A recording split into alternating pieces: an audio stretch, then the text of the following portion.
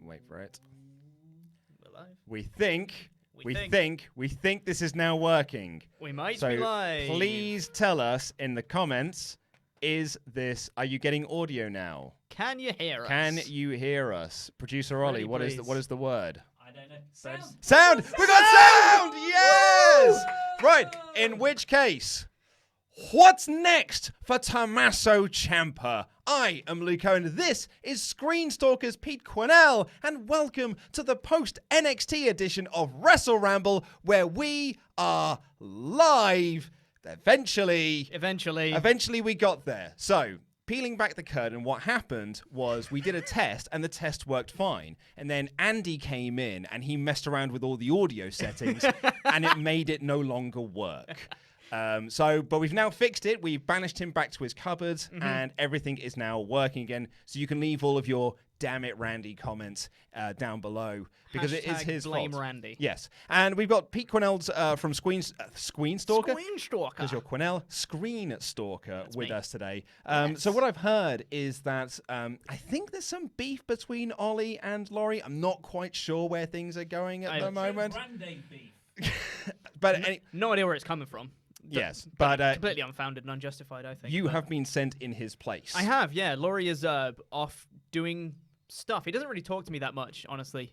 He's doing things, not quite sure what, but he sent me in his place to do the NXT review. So, Well, here let's I am. crack on into that. But what we Let's thought we do would it. talk about, because this show had, it was one match show. Yes. Right? Like, the whole thing had been built up very much a last-minute thing because of the Tommaso Ciampa injury.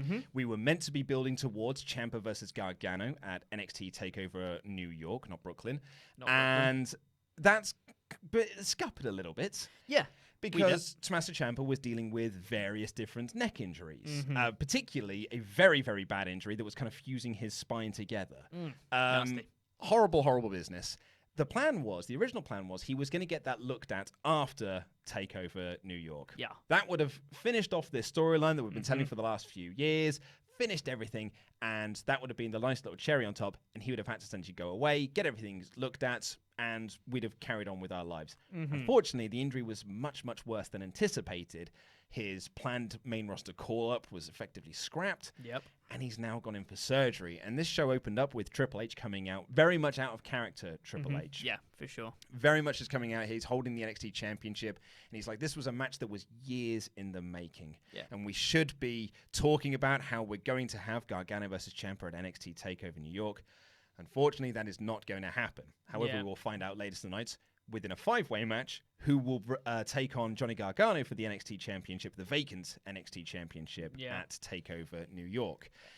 So Just such a shame. It's the absolute worst. No, and that is twice now. Yeah. Where it seems like the perfect time for Ciampa to have his big, crowning, defining moment, and then injury again. Yeah, it really does suck. It's just the worst timing again. And from a selfish perspective as well, from a fan's perspective, to not have the conclusion to this story that's been going on for 4 years is just awful. It is, yeah. It's really bad. It's bad timing. But best of luck to Ciampa on his road to recovery. And then it was a very interesting sort of direction that we went from there, because the first half of this episode eventually was video packages and people kind of reacting to this. But when Triple H finished up his announcement, they cut back to the announcer's desk, and you had Mauro Ranallo really putting over Ciampa as what a hero he has been for the NXT division. We may not have agreed with everything that he has done, but he is a hard worker, etc., etc. Yep. And you had Percy Watson, pure babyface commentator, Percy Watson going what a great guy that he is, this, that, and the other. And you had Nigel McGuinness talking about injuries ruined his career. They effectively ended the career of McGuinness. So he very much spoke from the heart. And then about midway through this first half, we got a video package of Ciampa going in for surgery, which they've got some photos of this up on their website as well on WWE.com, which they have labeled graphic. Yeah. Because it gets a bit house. It's a bit ER. Yeah, a little bit. It's brutal stuff, but yeah, interestingly, not only was this a great video package, but it painted Ciampa as a babyface. Did.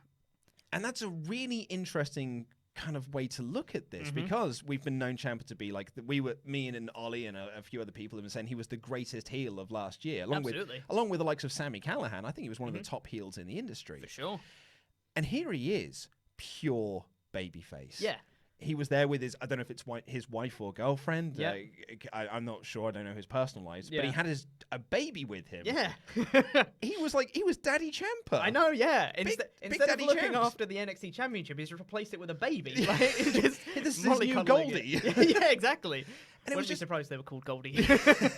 That's where he got the idea from. Of course, yeah. So it was a really kind of interesting way to kind of present Ciampa, and it really reminded me, and you got to wonder whether, I mean, you'd imagine his fingerprints are all over this anyway. Yeah. When Triple H went out with that quad tear in 2001. Yeah. And that put him on the shelf when he was like part of the two-man power trip with him and Austin. Yeah. And like they were like the ultimate heels, like the pure dick heels. Like, oh, we hate you. You're like ruining this company because we don't like you. And then he went off for surgery and he returned at I believe it was the Rumble he returned. Or maybe, was it the Rumble? Yeah, he won the Rumble, didn't he? 2002 Rumble? I'm looking to producer Ollie. When he went back.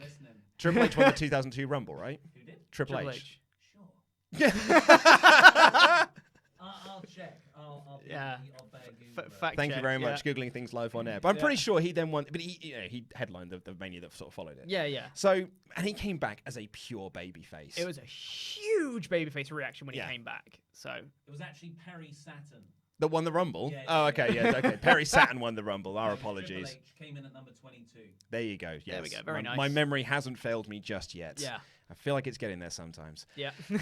And so you almost feel now that Ciampa is heading in this Triple H direction, this 2001 era Triple H direction. Absolutely. And come back as a storming babyface. Yeah, and I think it would work absolute wonders because, as you said, the seeds of it started now with Percy Watson and Mauro Ranallo putting that over, and you see him being a family man in that video package as well. And the fact that they called up Gargano and Ciampa as babyfaces to the main roster, you've got to assume that that's the direction they want to go. That's the end goal when Ciampa comes back, is they probably want him as that babyface on the main roster. So they're just beginning that now and planting the seeds for him to end up at that end destination. It's interesting you mentioned it being on the main roster, though, because I thought, based around this video package, that he is heading back to NXT.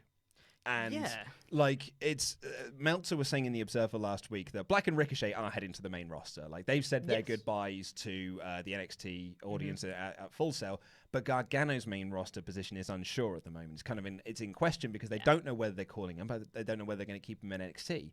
So you've got to wonder whether you actually now keep Gargano in NXT as well. Yeah. Have him and Cole and Riddle and Lee and Dijak and all these kind of guys be your new frontier of main eventers. So you can then have that Ciampa return. Because that Ciampa return is not going to feel as big on the main roster. Oh, no, not even close. Because a small percentage of that WWE audience is going to know who Ciampa is and know what this means. Yeah. But if Ciampa returns to Full Sail or at like a big takeover event to help Johnny Gargano win something. Like, again, I mean, fantasy booking here now. But like, you'd imagine if Cole wins the NXT Championship. Yeah. And he holds on to that belt, and you finally have that rematch of Gargano versus Cole. And the Undisputed Era are running roughshod, and Gargano's like, oh, I'm all beaten. And then Ciampa makes his return. That would be amazing. It'd be pretty great. Incredible. Like, but that moment only works for an NXT audience. That's very true. So if it was me, and I feel like the way this video package was kind of presenting that, he's got to stay in NXT. And I think Gargano has to stay in NXT as well. Yeah, it seems like they can't really have one without the other. So if Ciampa's going to stay, you think Gargano's probably got to stay too. Yeah. But I think, you very good point, thinking that it will only really impact an NXT audience in that way. But I'm thinking that even if he does return to NXT, I think they still want that duo on the main roster. So while he might return to NXT, it might only be a very short stint before they both go, right, you're back now. Yeah. Up you go to Raw, SmackDown, or both. Which is always an alternative. It's certainly something you could do. Or it's just, Triple H has said there are some people who are just going to be NXT lifers. Yeah. And that's not the worst thing. Exactly. I would not complain. Absolutely. I mean, there are plenty of stories about people on the main roster who want to go back to NXT. Exactly, yeah. And there are some people in NXT who don't want to go to the main roster. Yeah. So maybe you just have Ciampa and Gargano as NXT lifers. And that's not going to be the worst thing for them. They'll always be like top guys in Sure. NXT. Yeah. And when they come back, you can then take them on a DIY reunion as the big babyface team and go on a run with that. Yeah. If you want to turn either one of them heel, you could possibly do that again. Mm-hmm. So I think we can almost pick this storyline back up again Yeah. once Ciampa is back from his injury. Yeah. Unfortunately, it seems like that's going to be like at least a year, one would think. Yeah. Until that happens. It's something that it was almost like a throwaway line in the video package of him going into surgery, where the head surgeon person said, for a normal, not an athlete, but for a normal human being, it can take upwards of a year. So he'll be back in 2 months. Then. Yeah, so he'll be back in 2 months because he's Ciampa and he'll he's be amazing. back by New York, right? Yeah, definitely. Yeah, he'll make a run in. Cost Gargano the title. Yeah. It's all one big work. It's not real, guys. So I mean, he's going to be out, possibly until next year's takeover at WrestleMania, for example. Yep. And that's, optimistically speaking. Takeover Florida. It would be takeover Florida, Yeah. wouldn't it? So having that story go on and Gargano stay in NXT for another full year until Ciampa can come back then.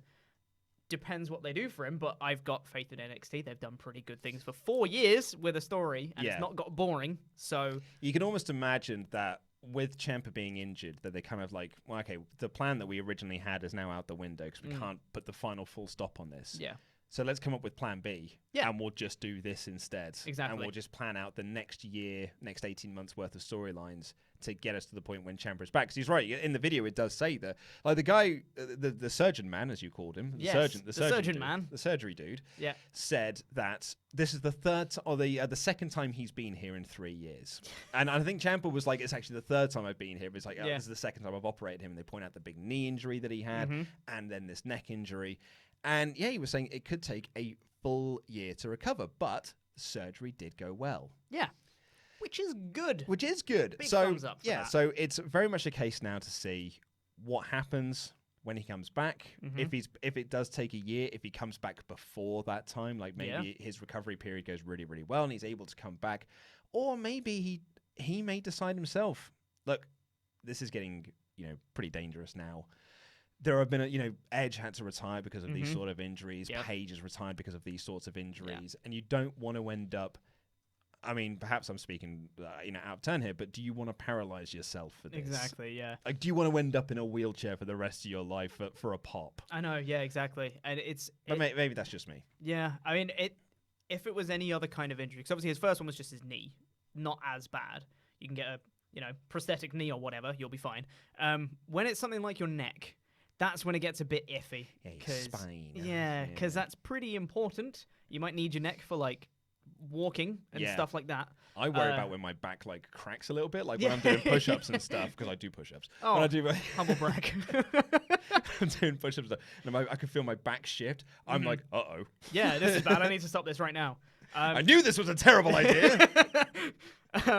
So, yeah, when and if Ciampa comes back, it'll be interesting to see if he's still at that kind of max capacity as well, because this might have like a long-term effect on his in-ring ability. He might not be able to take as many bumps as he used to or stuff like that. So again, it's that thing of even if he can come back, should he? Yeah. Depending. So big question marks. Big question marks. Yeah. So I'm going to try and get producer Ollie's attention now. No, hold off. Hold off. Until when? I'm just trying to figure out if, or just keep up, go into the next bit. We'll go into the next bit then. We'll go to the Okay, next that's bit. fine.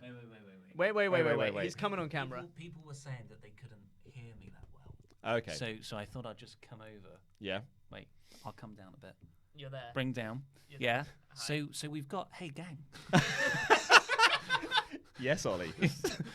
We've got 648 people watching right now. Thank you very much, guys. Isn't that great? That's great. And people are baffingly giving us money.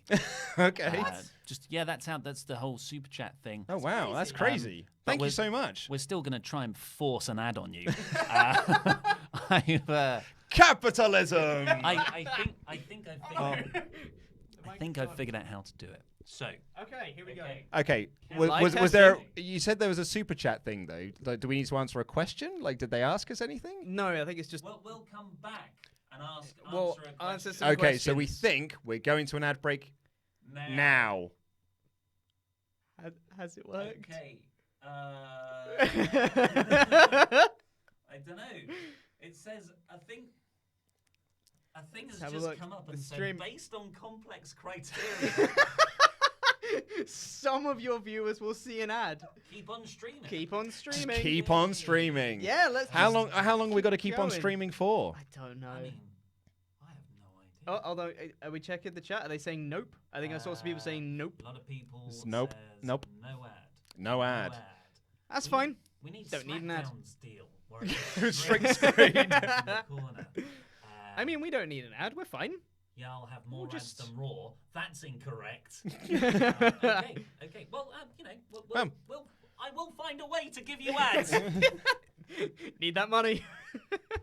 So, Anyway, consider this like you are seeing a very exclusive part of Wrestle Talk here. You should feel very, I want to say lucky, because I'd feel like I'm wasting my time watching three morons absolute morons. struggle with technology. This is why kids do this. I know, yeah. This is why like people in their 30s should not be doing this, because I have no idea what I'm doing. Yeah, I'm not one of those people in their 30s. Just want to put that one out there. I'm not as old as these other guys. Basically, RP, let's be honest. Thanks. So anyway, let's talk about the full NXT show. So the show opened up with Triple H, as we kind of talked about, and he came out to cut this promo. Very, very different kind of Triple H. It was out of character Triple H. Yeah. And we talked about the stuff that he mentioned previously, and he said that Johnny Gargano is going to be in the main event of NXT TakeOver New York for the NXT Championship. Okay, because someone asked the question now and they paid money. Yes, absolutely. Okay, yeah. Someone has paid money and asked a question, so we're going to answer it potentially. We will answer We're going to try and questions answer for it. money. Here we go. What we got? I've lost it. They move so fast. Who is the top guy in NXT? Who is the top? Who was that asked by? Who was it asked by? Here we go. I've lost it. Is that their name? I've lost it. So feedback for the next time we do this is to get a better producer. I feel like it just disappeared as soon as I read it, like a joke. It's gone. Well, thank you. Shaded Bear. Shaded Bear. Well, thank you Bear. for the question, Shaded Bear. Who is the top guy currently in NXT? I mean, it's got to be Gargano, right? Like he like essentially was the guy that was going right for the championship. He didn't have to compete in a 5-way for it. Yeah, exactly. But for me personally, it's Matt Riddle, because he was my favorite part of that 5-way. Yeah, that's fair. Yeah, I mean, in kayfabe wise, yeah, it's probably Gargano and people like Adam Cole. Yeah. But yeah, I'm a Matt Riddle guy. Yeah, I agree. Gargano is the top guy and has been, I'd say, for a while. Alongside Ciampa, it was those two at the top for a while. Now Ciampa's out of the equation. It's Gargano. Adam Cole for me. I'm just an Adam Cole mark. He is handsome. He is incredible. He is. His eyes. I know. Okay, yeah. They're piercing. Oh, they're mate, beautiful. every morning. So jealous.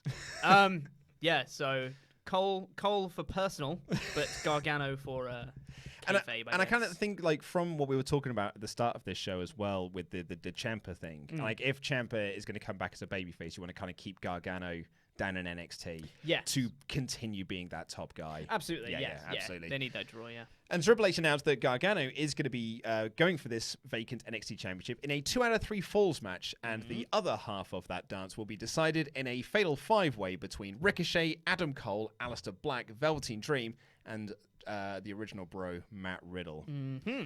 Excellent sounding match there. Oh, beautiful. Excellent sounding match for something that was put together very last minute. Yeah. That sounds very good. And actually, like, really puts over how strong NXT. I mean, granted, they're losing 2 of these guys because Black and Ricochet are going up to the main roster, but man, there's a lot to pick from. I know, and even so, even losing Black and Ricochet to the main roster, they've still got, like, slightly lower than that, they've still got strong people like Keith Lee and Donovan Dijak. That's not Donovan Dijak anymore.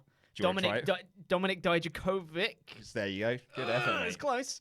I think you were there. Yeah. So they've still got such a deep and talented roster on NXT. It's unreal how you can just gut these people up and be like, yeah, we're fine. Yeah. We still got people. It's fine. We're okay, mate. Yeah, got main event stars. Because just lined up. we build stars. Exactly. Crazy how that works. Something I did want to say about that Triple H promo. While it was very out of character, and it was a very good promo, and it put across, you know, the heartbreak for Ciampa and got you excited for the main event and NXT TakeOver New York, and it's all very good. I felt like his metaphor about the dreams was a little bit contrived, because he was like, people fight to get their dreams to get in this ring, and the dreams can stop at any minute, and people scratch and claw for their dreams, but sometimes dreams can stop, and this one has stopped, and he'll be fighting for his dream to come back, and I'm like, so the dream is to get in the ring, but also the dream is to fight to get in the ring, but the dream has stopped. So you now gotta the dream you gotta have a dream to get a dream. Yeah. Yeah. So you dream to get the dream. It was like, Dreamception. but Ciampa's gone, so that's really sad. And then it kind of, so it was still a good promo though. I'm just being nitpicky. But. I'm gonna hit you with a massive segue here. We Speaking of things that don't make me sad, Kathy Kelly was backstage. Oh, very good. And she was.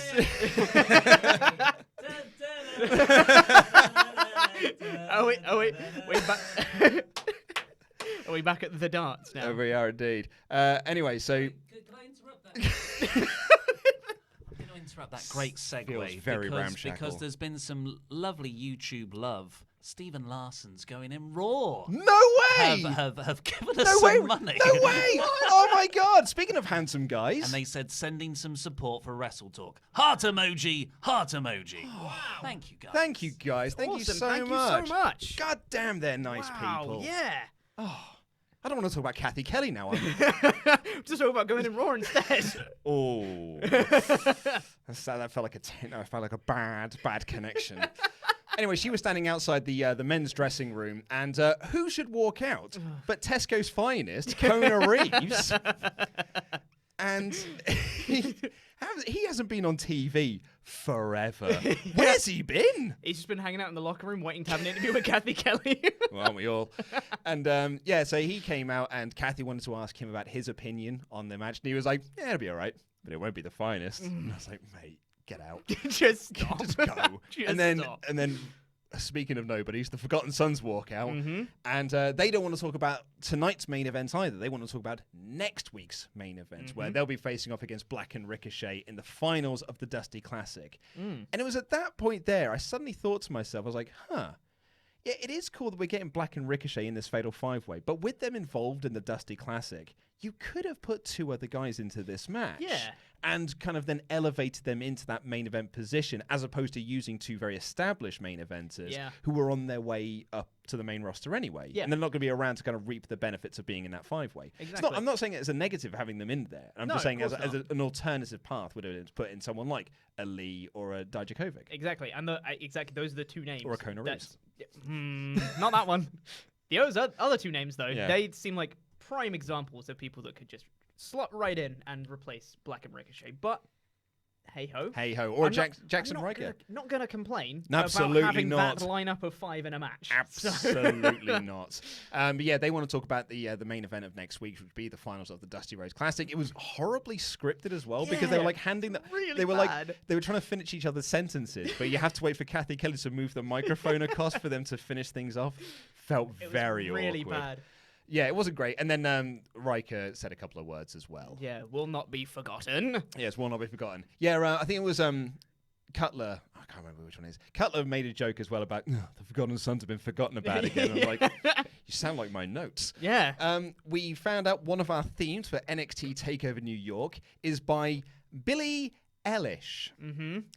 This might be the most subdued theme for a wrestling pay-per-view I've ever heard. It's also terrible. I mean, I'm not going to say, I think it might be actually a fine song. I'm sure I'd probably quite like it.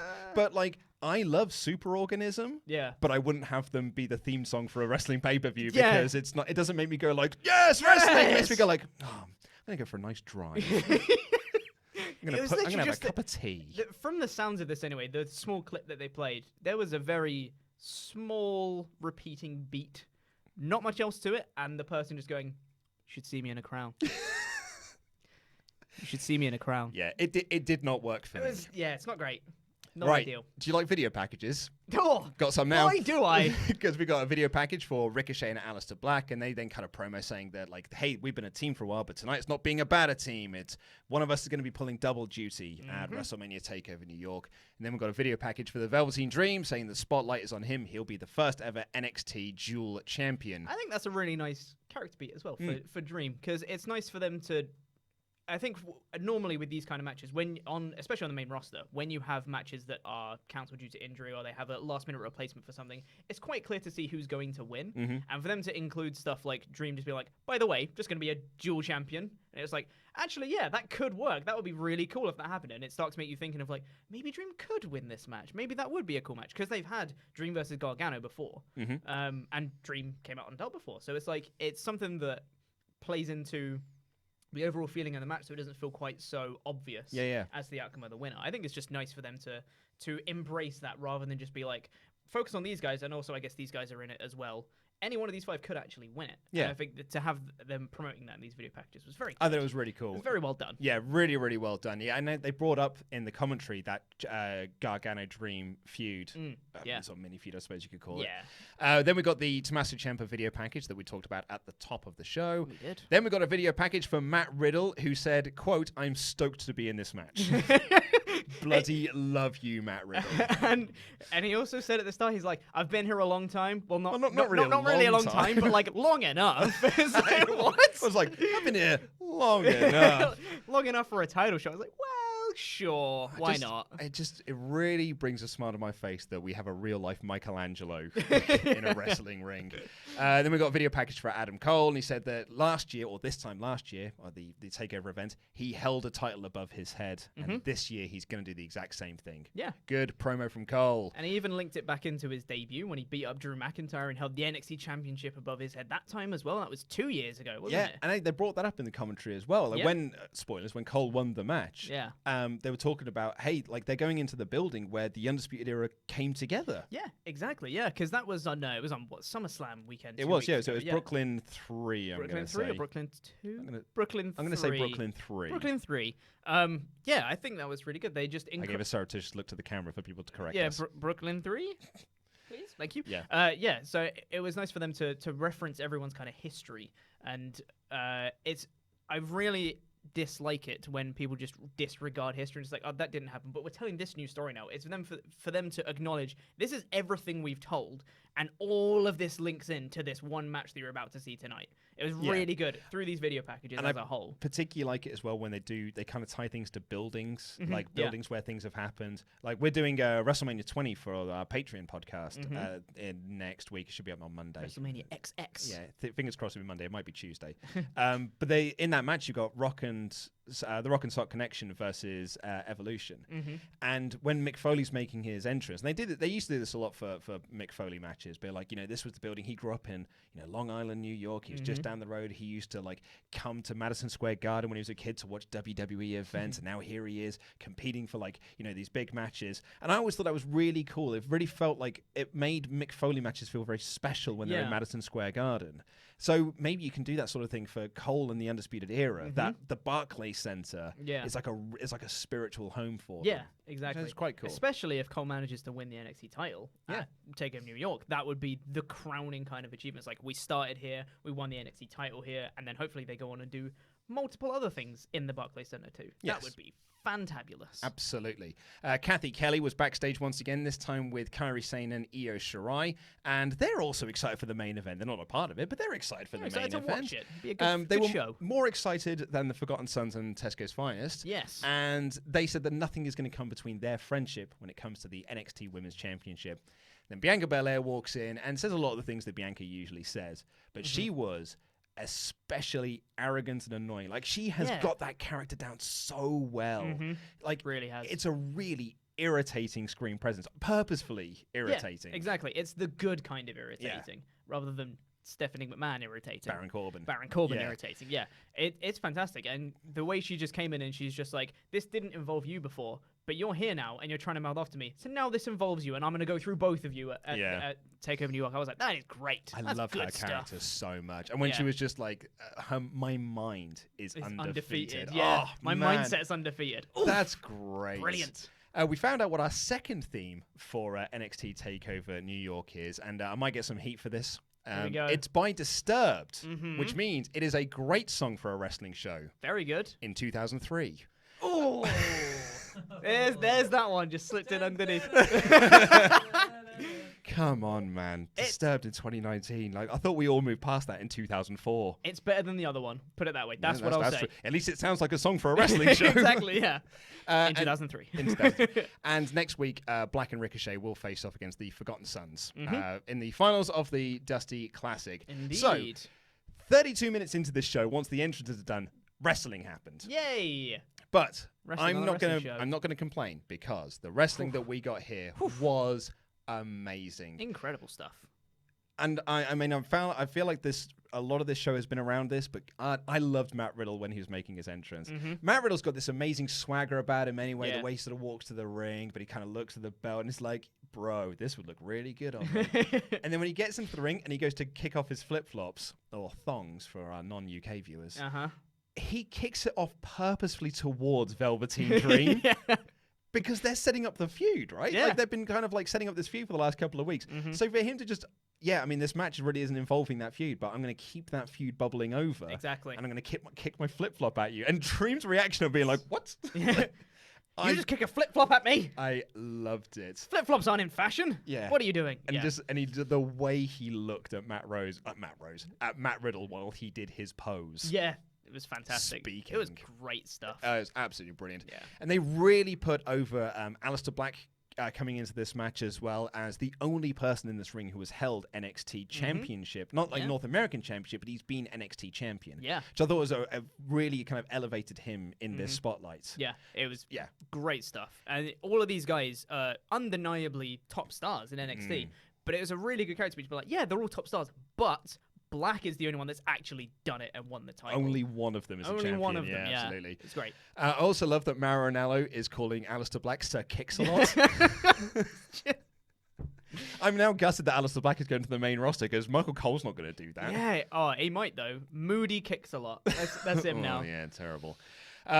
This match, I mean, we're not going to go through things like spot for spot. No, granted, because you didn't write them down because you just got too. No, I started off and I at the start of the match I wrote down a note that said, "Oh, there's an all these guys chant." I was like, "That's nice. Everyone loves everyone." And I was going to talk about how great NXT is because they've got so many stars, and we've already kind of talked about that with the roster depth. And then my next note is just because there's just so much stuff that happened. This match did not stop from start to finish. It was like spot, spot, spot, spot, spot. We're going to tease this thing and then spot, spot, spot. It was like, "Oh my god, what is happening?" It felt very much. It felt very much halftime heat in that aspect. Very much where so. Halftime heat was essentially spot fest. Yeah. Like there was like, let's just do loads of wicked spots. And sometimes when you're doing like a fatal five-way, it's kind of hard to like make a fatal five-way feel like psychologically sound and things like that. So just doing it, just do mad spots, mate. Yeah. And I'll be honest with you, I'm going to have a wonderful time. Yeah. And Who I did wouldn't enjoy that. I had a wonderful time. Yeah, it was spectacular. And I thought they did a really, really great job of putting Riddle over in this. He's kind of this newcomer to this kind of like main event crop because Dream's gone for the NXT Championship before, as has Aleister Black's been a champion. Ricochet and Cole have been North American champions, who've kind of been sort of that top level thing. Both of them were in the War Games match last year, so they've kind of already been like, we're established main eventers. Yeah, Riddle's your newcomer into this. And I think they did a really good job of putting him over because he got the bro mission locked in several times over. Got it locked in on Black. He got it locked in on, I think he got it on Dream. I think he got it on someone else. I think he got it like 3 or 4 times in this match. And everyone had to keep breaking it up because the bro mission is a really well-protected submission in NXT thus far. I just thought that was a really, really nice way to structure this match and make Riddle seem like a very dangerous threat. Yeah. And the thing that I really liked about this is they made Riddle look amazing as this newcomer, but they didn't harm anyone else. Absolutely not. Everyone looked amazing coming out of this. Yeah. It was so good. Dream's selling. I think I've said this before, but if I'm not, I'm going to say it every time now. Dream's punches are amazing. They're so good. Oh, they're wonderful. It literally sounds like he's taking their head off with every punch. They look so good. Yeah. Punches are one of the hardest things to get right in wrestling. If I was ever a wrestler, I would have terrible punches. Yeah. Despite the fact I used to get into fights all the time, I don't know how to work a punch. I could probably punch you in the face for real. Wouldn't do a lot of damage, but I could probably do it. Yeah, it would be fine. But I couldn't work a punch. No. And even you could look at John Cena, the way John Cena, like when he wrenched his arm back and it looks so phony and rubbish. And the thing is, though, it's so hard to like pinpoint what makes a punch look good. Whereas you say with Cena, when he like winds up and does like a big punch, it looks rubbish. Dream does it. It looks amazing. He does the same thing. He just like puts his whole body weight behind it doing it. And it looks amazing. Absolutely brilliant. Yeah, it looks really, so really great. good. Also loved Matt Riddle's roll through sort of deadlift gut wrenches. Oh, amazing. So Triple good. gut wrench while holding on. Yeah. Oh, it was amazing stuff. And his deadlift fisherman suplex as well. Yeah. He's just brilliant. Straight up from the floor, just whoop. And there's straight up. The way this match was also structured as well, it was very much built around, okay, we'll do some spots in the ring with these two people, then they'll go out the ring, or one of them goes out the ring, and then someone else comes in and we'll do a face-off between those as well. Yeah. But every time they did it, I was never like, oh, this is a bit repetitive, this. I'm like, oh, cool, I want to see this next one. Exactly, yeah. When it was like Matt Riddle and Aleister Black standing in the ring, I was like, oh, yes, hello. Please. Yes, please, mate. Can't wait to see this. Yeah. I just thought it was just a wonderful match. And then this finishing sequence was just brilliant. Because you had like, they did sort of like a big double down thing. Pentadown? Pentadown? Yeah, we'll call it a pentadown. Yep. As a pentadown, and then they did a Tower of Doom spot, which was really good. And then you had Dream and Riddle did like a really good exchange, and then he got in the bro mission, and Cole pulls out the referee. And then, as he gets in the ring, Black Master Matt Riddle just completely wipes him out. Dream Valley Driver, and then Ricochet, Hurricane Runner's Dream to the outside. Huge shooting star. A huge shooting star press by Ricochet. Like halfway across the ring and about 20 feet up. It was ridiculous. It was ludicrous. Yeah, and then as Ricochet has got the pin, the last shot by Adam Cole. To the back of the head. Back of the head.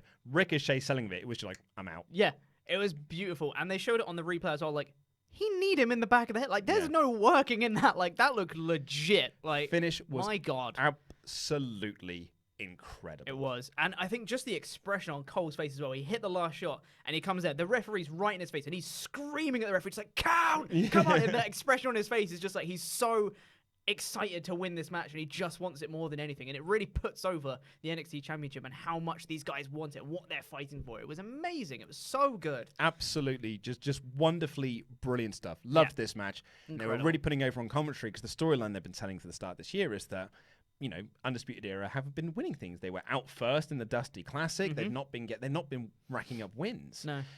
And I think it was Maranello said, like, the fortunes of the Undisputed Era are changing. Yeah. Because now Adam Cole, baby, is going to be facing for the NXT Championship at NXT TakeOver New York in the main event. Yeah. The fortunes of the Undisputed Era are starting to change. And he went up there and he posed next to the belt. And I was like, this was awesome. Terrible for Ciampa. Oh, terrible. And terrible that we didn't get the finish that we were really wanted for that storyline. But I'm super stoked for Adam Cole versus Johnny Gargano at TakeOver. I think should be amazing. On a show that's going to have Walter versus Pete Dunn as well. Crikey. My heart. Oh, mate. To peel back the curtain a little bit, Walter and Pete Dunn are probably two of my top 5 favorite wrestlers in the world. And the fact they're facing off at NXT TakeOver New York for the UK title is like... That is going to have, I'd imagine it will do as well, because I think Smallman's working on all this. That's going to have a real progress feel about it. I hope so. That's going to have a real progress feel about that match. If that's half as good as Volta versus Tyler Bate, then, we're in for a cracker. One of the best matches of last year. Would have been top if it had been for me. Actually, one I want to do Walter versus Will Ospreay. But anyway. Also a good one. So, what are you pointing out? I'm just saying... Don't show that on the stream. Saying Pete's girlfriend has just commented on the live stream, "Ooh, look at that cutie." Thank you. So anyway. Come on, Michelle, you're the worst and also the best. Thanks. Yeah, which is nice because my wife just sent me a message going like, there's no audio. Your audio's not working. I'm like, I know! We know it's not working. We're trying to fix it. Anyway, so that was this week's NXT. What did you think of the show? It was cracking. I mean, well, I say that. Half of it was nothing. It was hype packages and there was only one match. But that one match was amazing. So it was great. Yeah. Really enjoyed myself. Certainly well worth going out your way to see. You can skip through to about the 32-minute mark and skip Tesco's Finest and things like that. And it'll just go straight through to the main event, which was absolutely wicked. And if you want to get more excited for the main event, you can watch those hype packages because they did a pretty good job in it making you excited for the main event. Yeah, so really good stuff. Worth a watch. But before we get out of here, we do have some I'm going to try that again. Patreon. Hello. So, we've got to give some shout-outs to our pledge hammers over on Patreon who have backed us at the $25 and above level. This is your first time doing this. This is my first time doing this, so this is going to be fun. Do not mess this up. I'm going to try my best. It's very important that you get this right. Please don't crucify me. So, up first, he said there's a rainstorm coming. And then you applaud. There you go. It's a Terminator reference. I've listened to the podcast. I know to applaud. Yeah. Alex, Taco Bell, product placement with Taco Bell. Yeah! Woo! See, it's funny, when I first saw that thought, I thought it was like, Taco Bell, but then it doesn't quite work. There's Product placement with Taco Bell. the Edgehead Matthew Gould. Yes, sir. Yes, sir. Float like a butterfly, Samad Ali. Oh, yes, mate. Float like a butterfly. Wayne Enterprises. Gilliland. Woohoo! Crazy cat lady, Katie Martin. Yes. You love those cats. Crazy and catty. Jumpin' Jerry Smith. Jump high, mate. Jumping. When you say jump, we say how high. How high? Hall-o-mania Patrick Hall. Oh, Hall-o-mania running no wild. relation to Scott. Cool like a summer breeze. Chris Summerfield. Woohoo! Nice. Last but not least, the Kentucky Rattlesnake, Stone Cold Austin Tussey. Austin Tussey said, I just whipped your ass. Woo! That is all we've got time for on this edition of the WrestleRamble podcast live format. I'm going to point it. There can't be cards here at the moment, but I think when I go and edit this later on, there will be some cards here. So click these videos that have just appeared on the desk and this button right here, which will make you a podcast subscriber. And of course, head over to Screenstalker, where you can see this handsome devil right here do more video type stuff. I've been Luke Owen. This has been Pete Quinnell, and that was NXT. Oh.